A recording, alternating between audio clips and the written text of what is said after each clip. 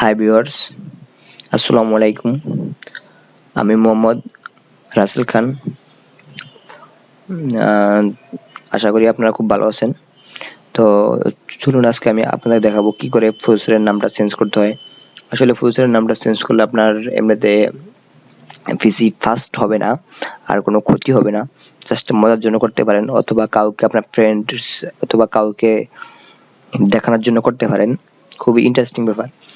তো আচ্ছা, আমি ফার্স্ট টাইম আমি দেখে নিই আমার পিসিতে আপনার প্রসেসর এখন কত আছে। এই যে দেখতে পাচ্ছেন, Intel core i5, model number 5920SQ। এবার দেখেন আমরা চেঞ্জ করার পরে কত হয়। তো চেঞ্জ করতে হলে প্রথমে আপনার কি করতে হবে, উইন্ডোজ প্লাস আর কে চাপুন, তারপর লিখুন REGEDIT, তারপর ইন্টার চাপুন। 1 মিনিট ওয়েট করুন, 1 মিনিট। যে তারপরে দেখবেন এরকম একটা পেজ আছে। তারপরে এই যে SK লোকাল মেশিন, যে বাম পাশে একটা ঠিক দেখুন, এটা হচ্ছে ক্লিক করুন।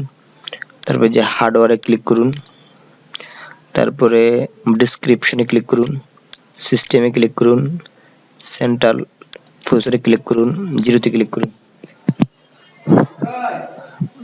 এবার আপনার পাইপ চেঞ্জ করে 7 দিয়ে দিন। মডেল নাম্বারটা মনে করেন 7 দিয়ে দিলেন।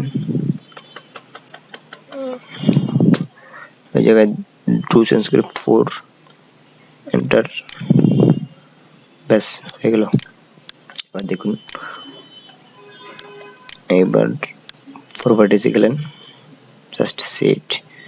Thanks for watching my tutorial and subscribe my channel, like, comment, share. Thank you.